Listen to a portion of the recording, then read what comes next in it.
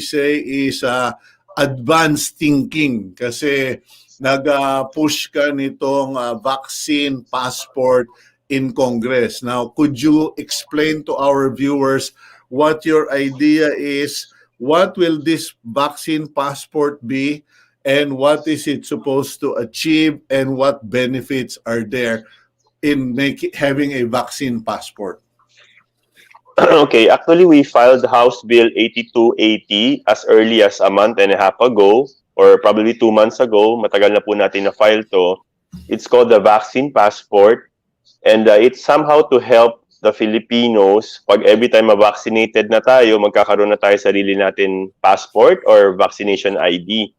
Actually, right now, meron na ho nilalabas na mga vaccine certificates or documents sa mga different LGUs which we are trying to avoid. Dapat sana just one passport for everyone. Mm-hmm. And alam naman natin kung gaano kagaling din naman ang mga Pilipino. Ang kinakatakutan kasi natin, eventually, baka maglabasan na rin yung mga peke.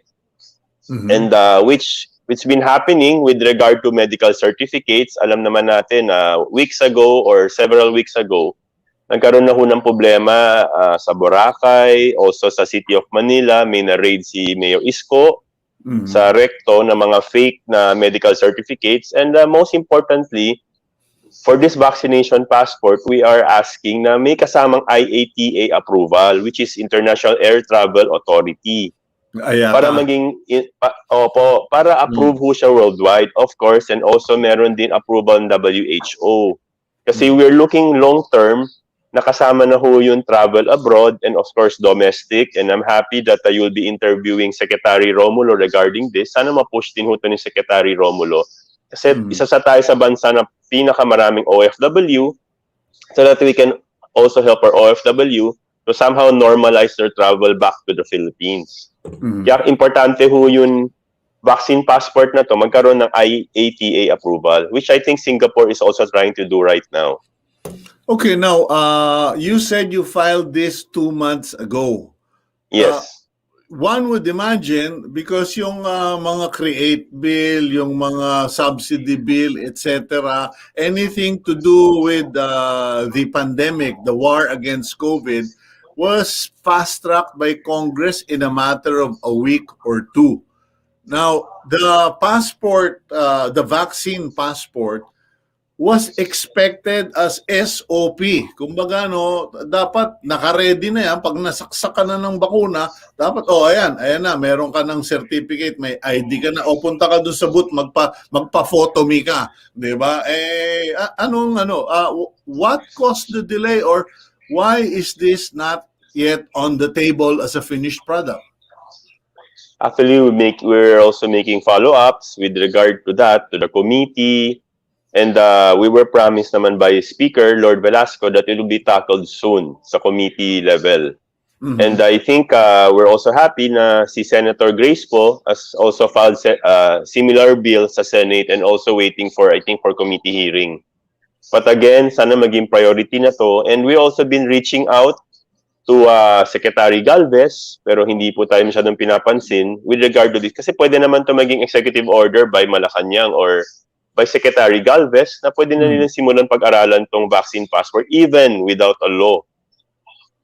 Okay.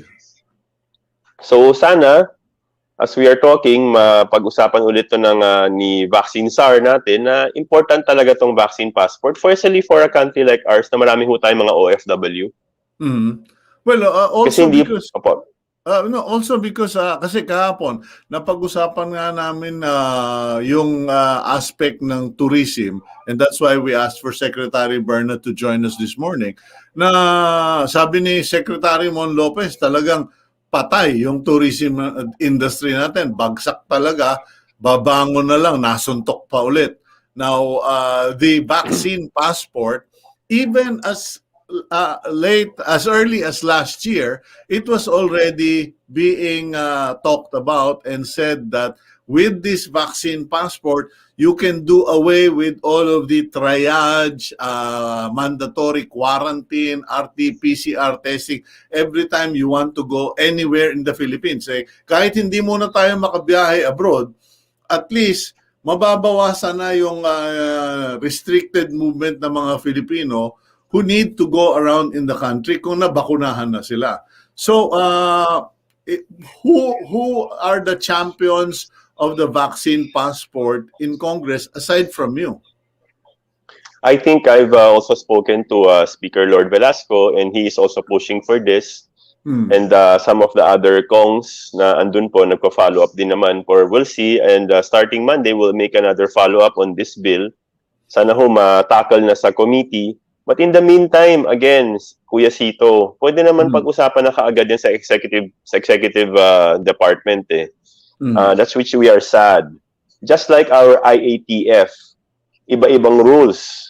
Pwede naman i-synchronize to eh. Like what's happening right now, different LGUs are issuing different kinds of document with regard to sino yung mga na-vaccinated na. Yung contact tracing, Yes. kanya-kanyang app. Yung Yes. quarantine border control, kanya-kanyang design. Yes. And it's sad. It's sad kasi meron na nga tayo National Task Force, meron tayong IATF. So saan po yun?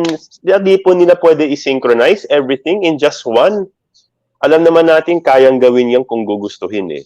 Just like again, yung rules natin for traveling, different LGUs have different guidelines, different rules.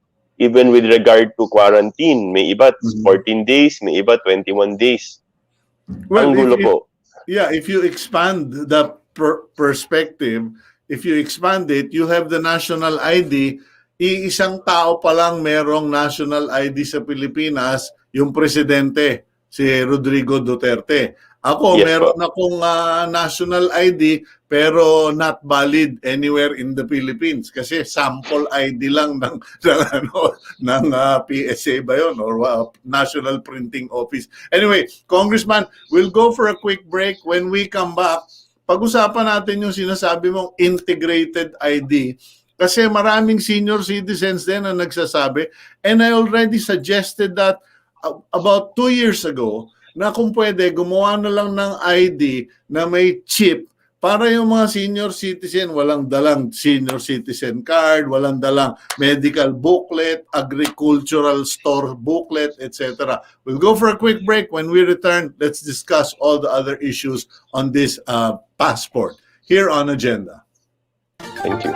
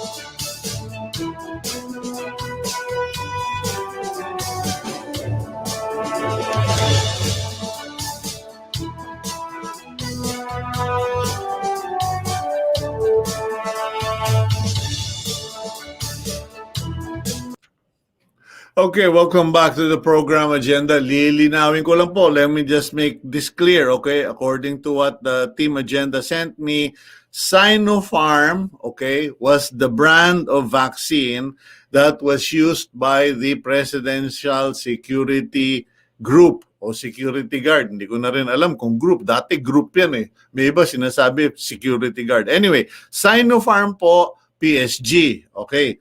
Sinovac, yun po yung the rest of the Philippines, okay?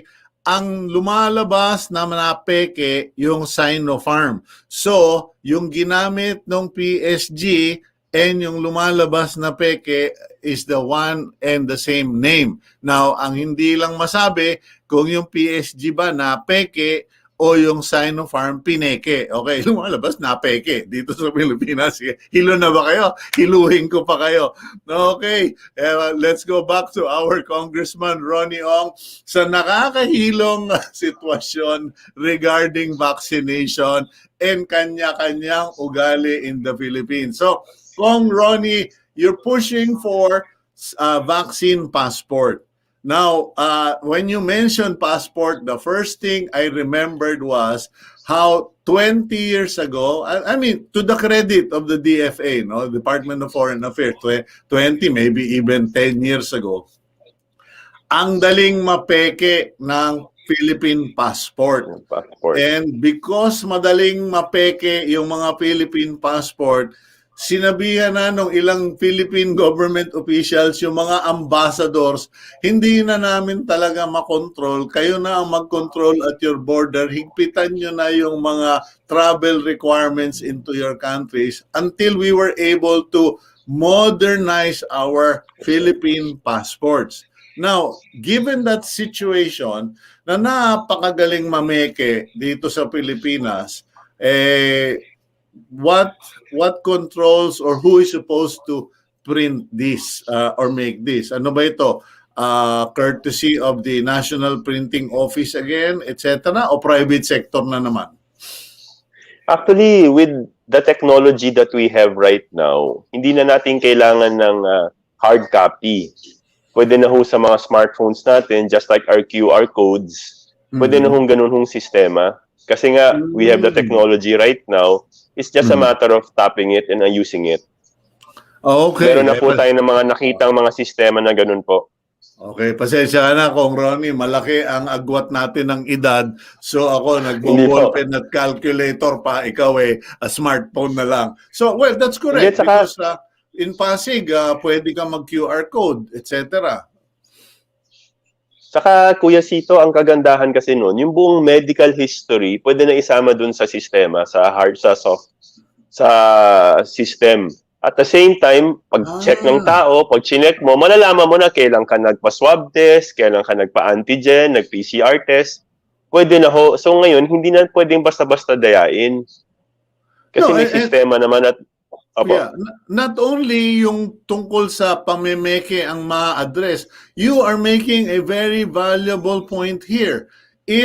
Because of the vaccine requirements and the passport, you can carry your medical history. Yes, so if, sir. Like I am a senior citizen, all I need to do is go to Mercury or Watson or South Star or a generic drug. Ayan, scan nyo na lang. Ayan, nandiyan yung mga reseta na binigay ng doktor. Ito yung aking medical history. In case of an emergency that I collapse, God forbid, biglang titingnan lang yung cellphone. Sigurado may QR code yan. Makikita na kagad kung ano yung blood type mo, etc. That's a great idea, Congressman Ronnie Ong. Actually, during this pandemic time, kung kailan tayo last time nagpa-PCR or nagpa-test, andun na ho lahat. So when you're going to travel, even for domestic travel, hindi na ho kailangan yung kay dami-dami natin requirements na hingin. Papakita mo lang yung smartphone mo, yung sistema na may vaccine passport ka, lalabas na dun pag skinan, kailan ka last time na pag-swab test, kailan ka last time na vaccinated, I mean. So everything is already there. You don't have to go through all the different certificates that you have to procure. Okay, now the team is asking para yung mga tiga Malacanang maintindihan yung sinasabi mo, how is it possible for President Duterte to issue an executive order? Paano yung kailangan gawin ng Malacanang imbis na hintayin yung batas na pinupush mo, Congressman Ong? Actually, just like what we're doing right now po, local governments are already issuing documents with regard kung whenever you're vaccinated, when you're vaccinated, bibigyan ka na kayo ng isang piece of paper nakalagay dun kailan ka na-vaccinate. But this time, we can actually make it into digital form for everyone. And Secretary Galvez can always do this together probably with the DICT para yung technology na gagamitin is updated, hindi na yun mabilis dayain, mabilis pekein. Para kung mabilis, pwede nung ayusin. Just like, sabi nga nyo, what's happening in Pasig right now, sila nga meron na sila sariling mga QR code, Quezon City meron na rin po, and even some other malls, Ayala malls, meron na yung sarili nila mga QR code. Ba't di na lang po natin gawin isa para ma-organize ang lahat? Okay, last minute, Congressman Ong, merong point yung sinabi ng World Health Organization that it may lead, this vaccine passport may lead to discrimination. Ano ang reaction mo dyan? And on the other side naman, sabi naman ng CEO ng Qatar, sabi ng mga heads ng ilang mga tawag nito, ilang mga travel organizations that IATA should control this screening or should be one of the lead bodies in this design of the vaccine passport. First, the discrimination issue. I don't think there'll be discrimination, just like what's happening right now in reality ng buhay ngayon. If you choose not to be vaccinated, that is really your choice. But at least those who will be vaccinated, hindi naman sila mali-discriminate dahil meron mga papeles or mga documentation that might come out na hindi real or fake. At least mahihiwalay na po natin yung legit and illegitimate. Kasi alam naman natin, it's very hard. If iba-ibang LGU will come out with different kinds of documents, mas magulo po. And eventually, we are gearing towards somehow, some way of normal. Pag magkakaroon ho ng kunting normal yung buhay natin, kasi ang hirap po talaga. Especially for traveling. Okay, well, I encourage you, Congressman Ong, keep on pushing, kulitan to the max, because what you are proposing and the way we have discussed it this morning, kasi laging national ID, passport this, passport that, tsaka senior citizen this, senior citizen list, maganda po ito. At yung DOST, alam ko, pinag-usapan na nila yung proposal na isang card lang with the chip para renewable. Ikaw, sabi mo, QR code. Kung ano man yung produkto, that will be a vital instrument for documentation. Thank you very much, Congressman. Thank you. Happy day po and happy weekend for everyone po. Thank you. Okay, yan po si Congressman Ronnie Ong, ang Probinsyano Party-list. Kasi baka akala naman ninyo, porque party-list walang binatbat. Ayan po, yung ang Probinsyano. Hindi lang yung TV ang magaling, pati yung party-list rep magaling.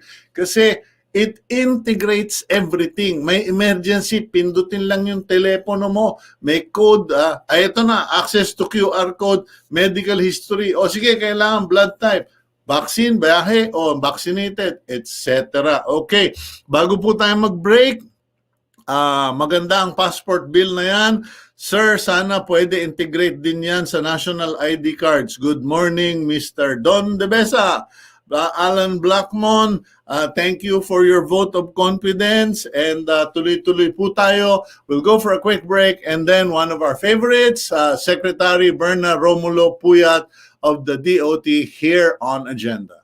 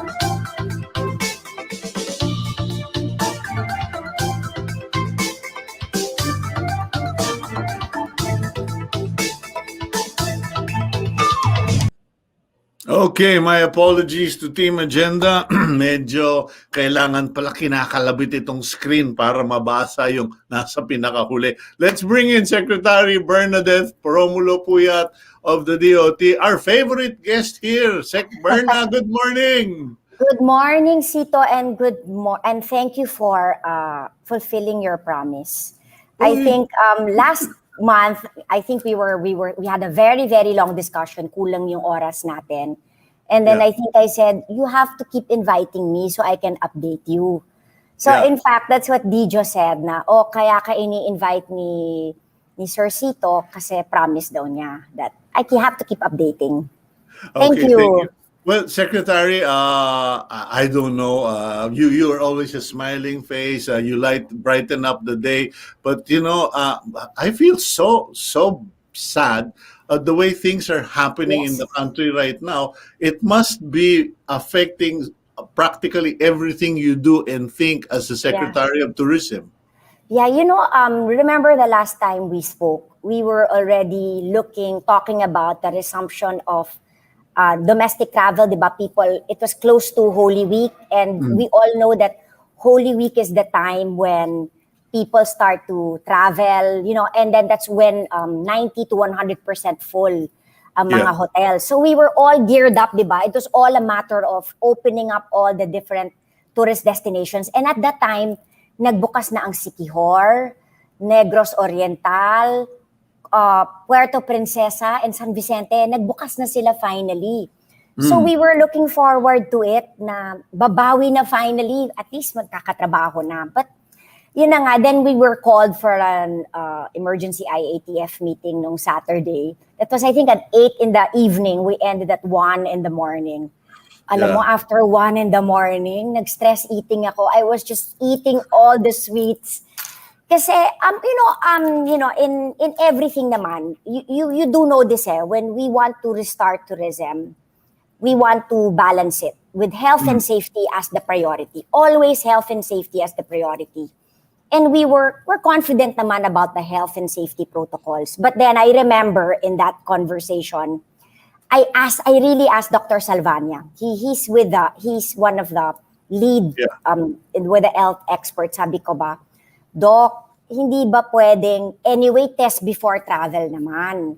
Hindi ba pwedeng ituloy pa rin natin ang sa Holy Week, pwede pa rin yung non-essential travel? Tinanong ko talaga kung pwede. And then he said, yung nagbuntong hininga, tapos sabi niya, well, kung gusto mo may risk na mag-spread sa tourist destinations. So, at then, syempre, ayoko mangyari naman yon, di ba? Ayoko kasi parang ngayon lang nagsisimula, and then sabi ko, then, yun na nga, I gave in. Kasi syempre, I'm only one voice naman out of the many, di ba? And I would like to always balance naman, di ba? To restart tourism and health and safety. But, obviously, I listen to the health experts. And so when Dr. Salvania and I think Dr. Ana Ong was there, they're very, pagkaya naman, oo sila. Especially si Dr. Salvania, but he didn't want to take the risk. So, parang I just felt so bad for all those na makakatrabaho ulit. In fact, I was on my way to Bohol, and the place I was going to, they hired extra people. Kasi biglang ang dami marami nang bupuntang, of course, it's not pre-COVID time. It can never be the numbers na pre-COVID, but at least magkakaturista na. And this happened. But, I guess yun na nga like what you said, it's very stressful. More of, naaawa ako sa mga stakeholders. But, ang maganda naman with most of them, syempre malungkot, but they understood. Kasi we do not want to compromise health and safety. Pero, masakit pa rin It's masakit kasi tuloy-tuloy na yun May momentum na. But, it is what it is. Okay, now what do we do in this situation? Because I mean, just to add to what you've said, my wife and I were already planning to go to Puerto Galera, because we just jump on a bus and we're across the strait and we're there. Ang lapit-lapit din ni sa Lipa. But wala. Naunahan tayo ng COVID. Now, what do we do right now? Because I was speaking with Secretary Mon Lopez, and I could see the difficulty in his face yesterday Yeah. when I asked him what industries are going to get hit in a bad way. And talagang parang hindi niya alam kung sasagutin niya. At sabi niya, Cito, tourism. Tourism, Oo. as we already know, has been hit and it will be hit harder. What are we going to do? What should our friends, brothers, and sisters in tourism start thinking and doing right now? Oh. Because mukhang wala pa tayong vaccine, matatagalan ng bakunahan, malala ang sitwasyon. Secretary Romulo-Puyat. Well, right now, yung bawal lang naman ng non-essential travel, yung NCR+.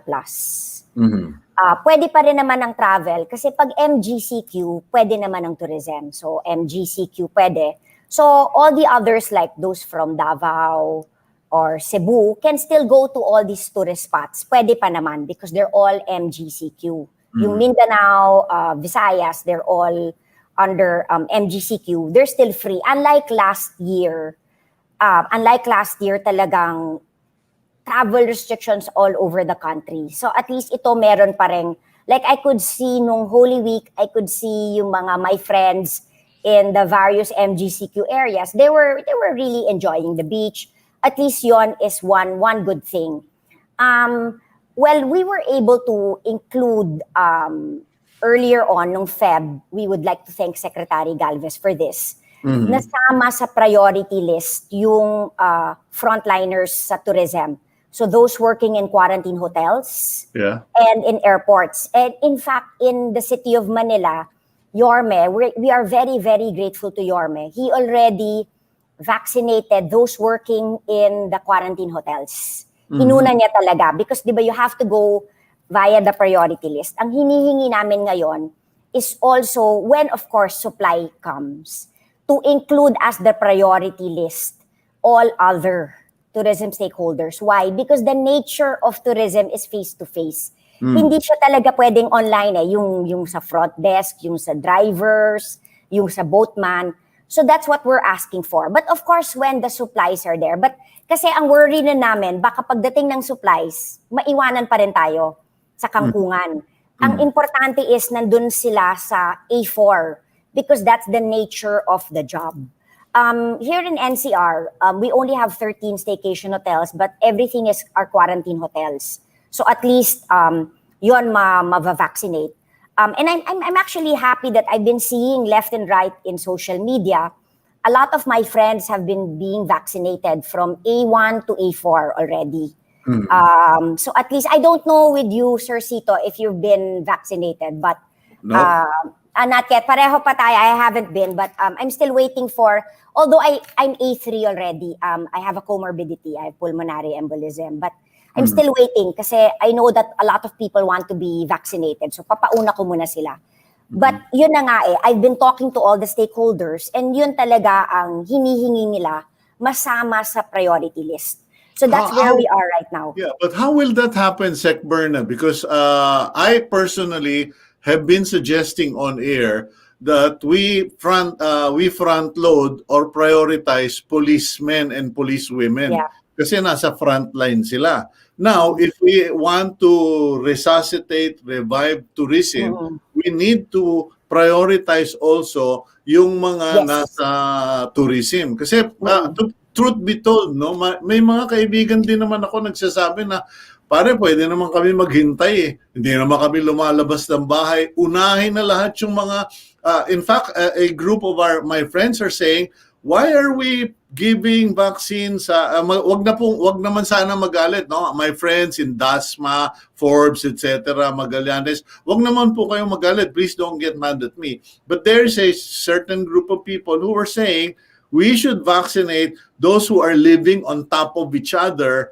sa mga congested areas because these workers, pati yung sa tourism, are the ones going in and out and they are the most probable carriers. So they're the ones we should defend and protect. Yes. Yeah, So, well, I actually pareho lang naman. We agree that yung naaapektuhan naman yung hindi yung mayayaman, di ba? They can stay at home, they can afford to stay at home. Yung kawawa, yung let's say nung dapat nung Holy Week, magkakatrabaho na sila pero dahil wala nabawal lang non-essential travel, yun na nga eh. But if they're vaccinated, in fact, di ba? I get Sito, I get this question every day from people from the States. They were saying, Yeah.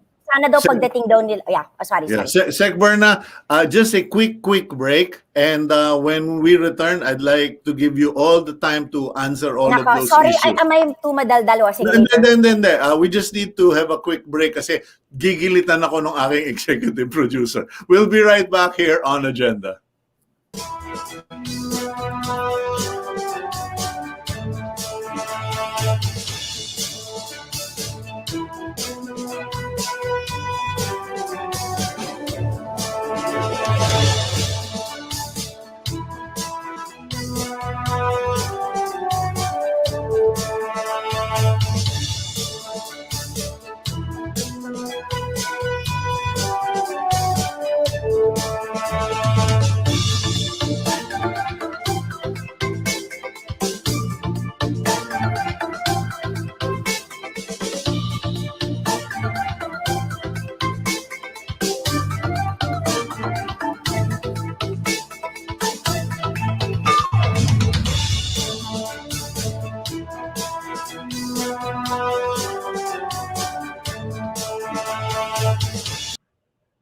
Okay, you're back here on Agenda. Let's bring back Secretary Bernadette Romulo-Puyat. Sec Berna, my apologies.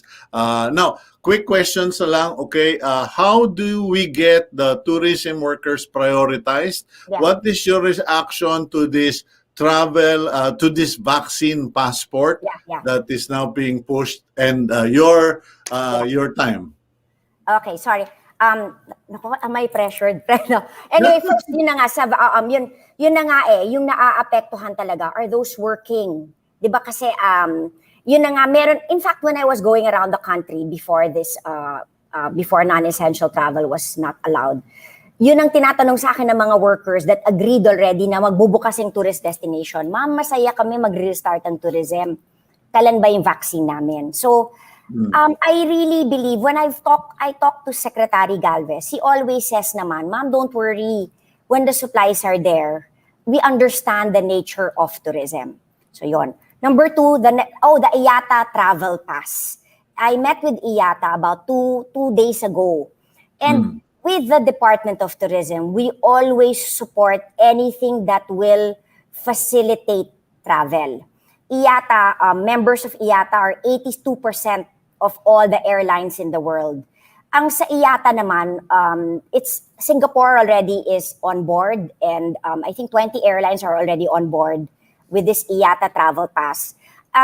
This is just more of yung nakita mo yung problema natin all over the country, yung ang dami-daming documents. That's also the problem all over the world. So IATA, it just wants that everything is in one mobile app, na they just have to show it like. Ang maganda pa doon kasi may mga accredited labs. All the accredited labs are already connected to IATA. So before you leave the country, isasabihin na kunyari authenticated ba? Kasi they will help you authenticate kung yung, kasi all over the world, they still ask for test before travel. But this is still for essential. So they will just make it easier. They were saying because in some parts of the world, maghihintay pa raw ng 4 hours because they have to show so many documents. So this is what they're presenting to the different countries, different airports, that you just show this, everything is in this travel pass. They would rather call it travel pass. So, but it's really also, the requirements are also dependent on what the country of destination is asking for. Kung kailangan ng swab or gonna test before travel. But the important is, it's also ease to facilitate travel. Kami naman, a lot of people are asking, ano yan, gusto mo na magbukas? And then I said, we have to be, may travel naman ngayon, but it's all essential.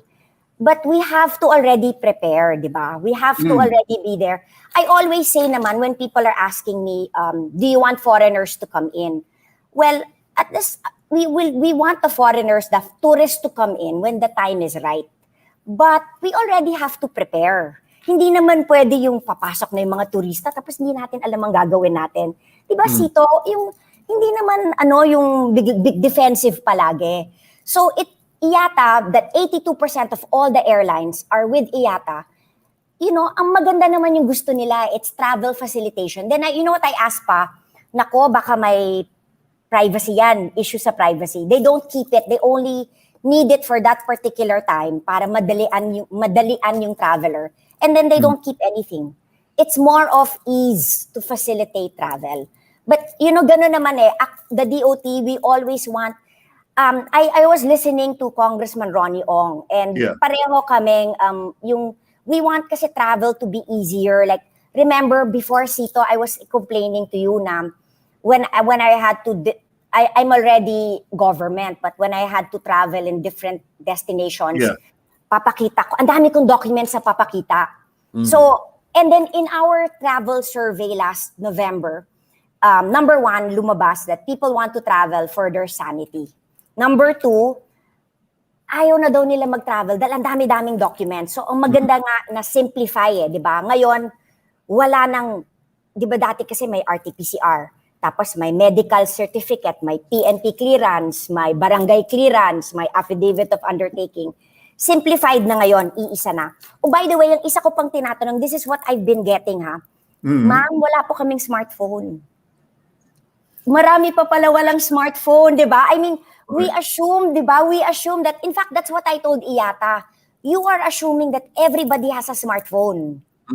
So, I think they're going to, in the Philippines, what they're doing is yung QR code mo, pwede mo na lang i-print out in bond paper.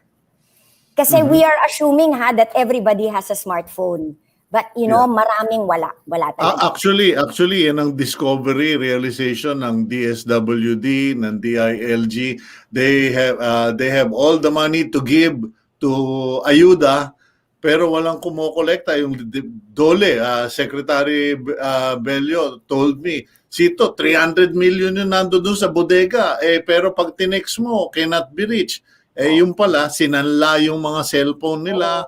And then for DepEd, marami tayong mga bata na we actually have adopted a few here na lumapit sa akin, Sir, pwede mo ba kaming ibili ng cellphone? Bakit? Maglalaro lang kayo. Hindi, sir, wala po kaming para dun sa eskwela. For the module.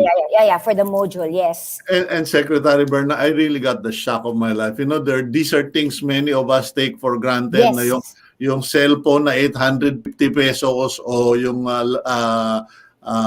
iPad na yung tablet na napakamura, lifesaver. Anyway, sorry, I took your time. I just wanted to. Yeah, no, very, very good point. And that was one of the hurdles that we had to work on when we were in Baguio. Baguio was one of the first to reopen last September. And then yun na nga ang magaling with Mayor Magalong, siya talaga, yung he really knows what's going on the ground. Na-solve na niya yun Meron siya nga, yung QR niya is pwede nga, yung coupon ban, yung nakaprint na lang. And in fact, di ba, he wanted kasi everything. Kasi di ba, yun naman ang gusto natin every payment is digital. Pero sa Baguio market, di ba, everybody loves to go to the Baguio market. Not everybody has a smartphone. So meron siya yata yung Squid Pay. So you don't have to have a smartphone, yung parang nasa ID mo lang yung QR code, yun na lang but these are the things that as we go along, yun na nga, you're very, very right. We take for granted, akala natin, smartphone, ang dali-dali niyan. Yun na nga that's the reality of life. But yun na nga, we just have to adjust to all these things. But what is more important is we will support anything that will facilitate travel. Yung hindi yung pupunta ka sa isang lugar, tapos pag naikikita mo na lahat ng documents na kailangan, ayaw mo nang pumunta, tinatamad ka na. What are we doing to sustain or maintain the connection or the desire of tourism workers para hindi naman sila mag-hands up? Kasi here's a real story. Yes. Yeah. A very good friend of mine in my Bible study group sent a question. we are seriously considering closing down, Yeah. shutting down our small hotel at hahanap na kami ng ibang kabuhayan. Ibebenta na namin yung hotel. Sabi ko, bro, that will be your biggest mistake. Because if I had money right now, I will buy your hotel because I know in 3 to 4 years, there will be such a mad rush for tourism na hindi natin alam kung saan natin ilalagay ang mga turista na yan once we overcome COVID. Eh, yun yung parang push and pull right now. Yeah. Bibigay na ba kami? Iiwanan na Oo. ba namin yung turismo? What is the DOT going to do? Ito, what I'm sure about is, Cito, once all travel restrictions are lifted and it's easier to travel, una talaga, aahon ang tourism. In fact, kaya umiiyak lahat ng tourist destinations natin, they were full already this Holy Week. Oo, yun, ang bilis talaga eh. You know, the travel survey was that's why we continually have travel surveys. We want to see the travel sentiment. Tama ka eh, Cito. Unang aahon eh, because people want to travel. People, especially now, they want open air. You know, we've been cooped up too long inside the house. In fact, alam mo ba yung mga staycation, ang dami rin gusto mag-staycation noon kasi sabi nila, hindi kami makalabas ng bansa, hindi kami makapunta sa mga iba't ibang tourist destinations around the country. Staycation. Pero nung una na nagka-NCR+, pwede pang staycation. But of course, nung nag-ECQ, bawal na. Yun, unang aahon. So right now, we are giving financial assistance, 5,000 pesos. May pondo pa. We've been giving yung nagtatrabaho sa tourism, 5,000 pesos each. So yun, tas meron pa rin for the businesses, nandun pa rin yung Cares for Travel, which is nilagay sa SB Core, which is under the DTI. Hindi napunta sa DOT kasi wala kaming credit facility. So we put it under SB Core. It's 4 years to pay, 0 collateral, 0 interest, and 1 year grace period. So kung humiram ka ngayon, you don't have to start borrowing. Pwedeng after a year. So yun, we have that. Yun ang when early on in the pandemic, yun ang hiningi ng mga stakeholders kung saan sila makakahiram. Hindi kasi sila makakahiram ng ganong rates sa bangko. So ito available itong Cares for Travel. And that's what we're continually meeting with the stakeholders. Ano ba yung kailangan pa?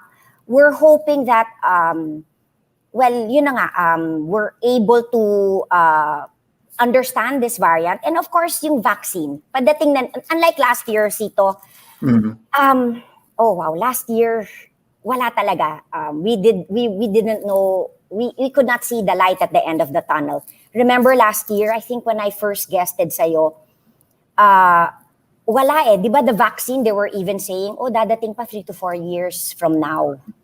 So at least meron ng yung nakikita mo na okay, yung may light at the end of the tunnel, meron na eh. May solution na, and then ang maganda pa, last year we had no health and safety protocols to talk about kasi we didn't know wala namang COVID handbook on tourism. In fact, when I met with my colleagues in the ASEAN tourism, we were all in the same boat kasi there's no COVID handbook. But now it's really shown. You just have to wear yung mask. I'm sure, Sir Cito, you're kind of used to it na you wear a mask, syempre, when you're in public. You stick to your bubble, physical distancing, washing of the hands. Remember before, pag nag-alcohol ka, parang sasabihin, uy, maarte. Ngayon, it's acceptable. So you just follow this minimum health and safety protocols. And in fact, di ba, even when you're vaccinated, you still follow it. Kasi akala yata ng mga tao, pag vaccinated, pwede ka nang mag-party. Hindi eh. You still have to follow because the vaccine will only parang protect you at a certain degree. And if you get COVID again, hindi ka na mamamatay. Parang ganon. But then, kailangan mag-iingat. Okay. Kumbaga, keep your family close and your friends further away. You know, I was in a tourist destination before all this thing happened. And I saw a good friend I had not seen in 10 years. And then my initial was I wanted to magbebeso-beso kami. And then, oh my God, hindi pa pala pwede. Yun. Parang kasi, di ba, it's so nice to see old friends. But anyway, yun, Yeah. yun lang talaga. Okay. Guess tayo next month. Baka it will be good news na. No, sooner the better because Yes, please. we're praying and please Thank call you. on us when you're available kasi ayaw rin namin makaistorbo sa inyo dahil alam ko lahat na nasa gobyerno talagang gulpi sa trabaho. Anyway, Sec Berna, thank you very much for your time Thank and you. sooner the better, please. Yes, thank you very much. Okay, that's Secretary Bernadette Romulo-Puyat. Na overtime na po tayo sa agenda but there is hope. Huwag kayong bibigay, huwag kayong kakalas. Do not give up on tourism. I have been in tourism for so many years before I got into media. There is going to be a tsunami of tourists once all of this is over. Thank you very much. Have a good day.